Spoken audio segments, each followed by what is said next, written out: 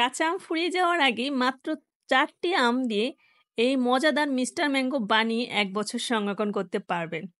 প্রচণ্ড এই গরমে শরীর ঠান্ডা এবং হিট স্ট্রোক থেকে বাঁচতে মাত্র ২ মিনিটে এই শরবত বানিয়ে খেয়ে নিতে পারবেন। আর তার জন্য আমাদের লাগবে আম।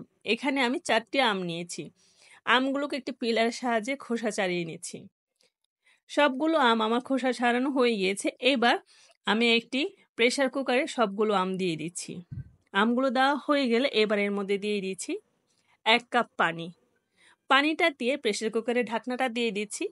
ঢাকনা দিয়ে চুলায় বসিয়ে প্রায় ৫ থেকে ৬টি সিটি আসলে চুলাটা অফ করে আমি একটি বাটিতে ট্রান্সফার করে নিয়েছি। তারপর এটাকে ঠান্ডা হতে দেব। এবার একটি স্পেশাল মশলা রেডি করব। আর তার জন্য দিয়ে দিয়েছি ১ টেবিল চামচ গোলমরিচ, ১ টেবিল চামচ মৌরি, ১ টেবিল চামচ জিরা। এই মশলাগুলো শরীর ঠান্ডা রাখতে খুব বেশি কার্যকর। তাই অবশ্যই শরবতে এই মশলাগুলো ব্যবহার করবেন। মশলাগুলো টালা হয়ে গেলে এবার এগুলোকে ঠান্ডা করে ব্লেন্ড করে নেব। তারপর যে আমটা বয়েল করে রেখেছিলাম সেই আমটা থেকে আমি পিউরিটা বের করে আমের আঠিটা ফেলে দিব। একটি ব্লেন্ডার জারে আমের পিউরিটা নিয়ে নিয়েছি। আর সঙ্গে লাগবে পুদিনা পাতা। আমার কাছে ফ্রেশ পুদিনা পাতা নেই, তাই আমি আমার ফ্রোজেন করা পুদিনা পাতা ছিল সেটা দিয়ে দিচ্ছি। পুদিনা পাতাটা দিয়ে এবার আমি ব্লেন্ড করে নিচ্ছি। এখন একটি হাঁড়িতে দিয়ে দিচ্ছি চিনি।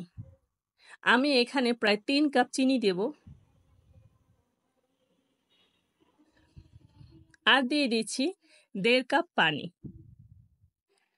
চিনি আর পানিটা খুব ভালোভাবে মিশিয়ে নিচ্ছি। মেশানো হয়ে গেলে এবার এর মধ্যে দিয়ে দিচ্ছি সে আম আর পুদিনা পাতার পিউরিটা।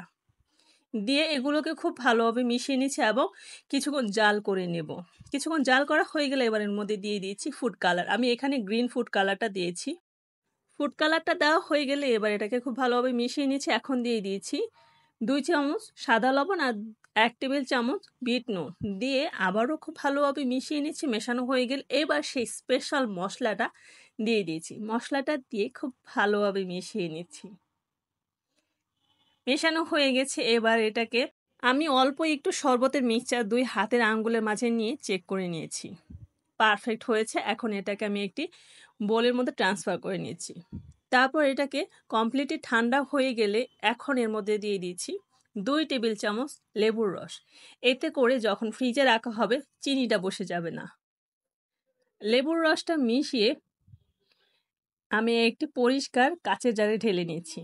এইভাবে আপনারা কাচের জারে ঢেলে নর্মাল ফ্রিজে ১ বছর সংরক্ষণ করতে পারবেন এবং ইনস্ট্যান্ট যে কোনো গেস্ট হঠাৎ করে কোনো গেস্ট চলে আসলে তৈরি করে নিতে পারবেন। এখন এটার আমি শরবতটা তৈরি করে দেখাচ্ছি। এখানে আমি কিছু আইস নিয়েছি আর দিয়ে দিচ্ছি 1/2 কাপ মিস্টার ম্যাঙ্গো। সঙ্গে দিয়ে দিয়েছি লেবু স্লাইস আর দিয়ে দিচ্ছি পানি, 1/2 কাপ পানি দিয়েছি। দিয়ে এটাকে মিশিয়ে নিচ্ছি। এখানে চাইলে আপনারা পুদিনা পাতা, চিয়া সিড অথবা তোকমাই অ্যাড করতে পারেন। তো এখন আমি একটি গ্লাসের মধ্যে নিয়ে নিয়েছি। দেখুন মাশাআল্লাহ কতটা পারফেক্ট হয়েছে। আর এরকম একটি ঠান্ডা ঠান্ডা শরবত হলে আর কি চাই বলুন। আশা করি আমার আজকের রেসিপি আপনাদের ভালো লেগেছে। আর ভালো লাগলে লাইক করতে ভুলবেন না। সে পর্যন্ত সবাই ভালো থাকবেন। আল্লাহ হাফেজ।